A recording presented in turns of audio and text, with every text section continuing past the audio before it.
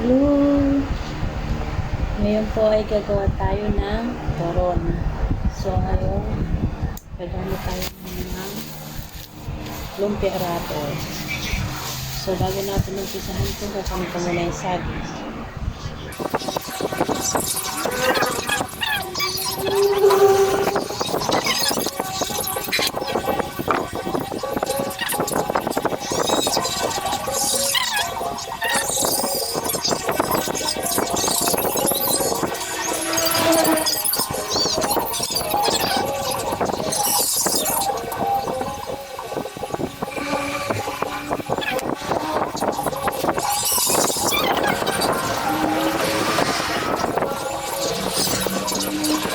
Ating kamay.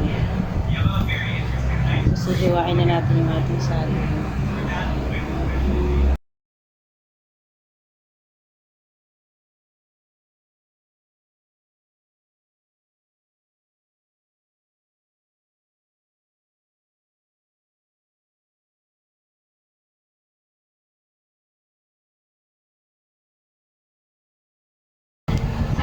Okay, gagawa po tayo ng turon for today. Merinda na aking mga anak. So, gagamit tayo dito ng saging. So, 10 pirasong saging ko. Tapos, hiniwa ko na siya. Tapos, lumpia wrapper.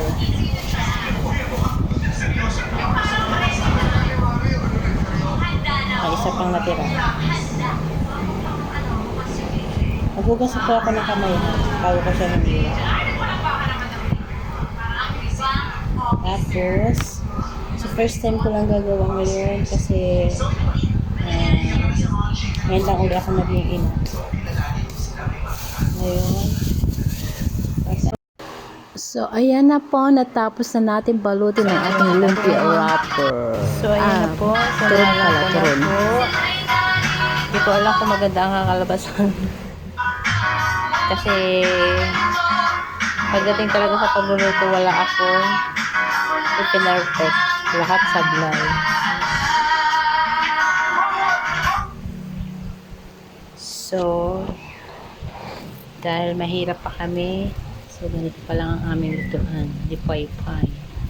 Di owing.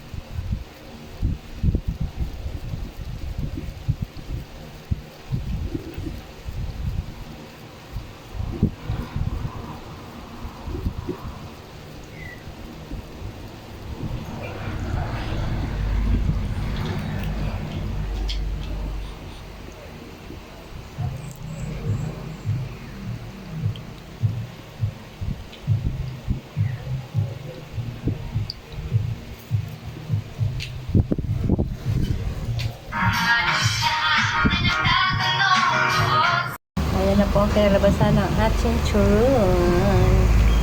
Turon. Pwede na siya.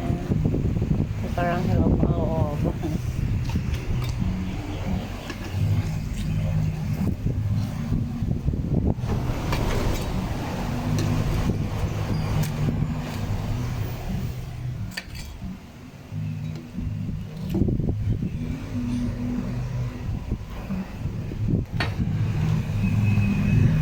Yan na po ang aking final cook.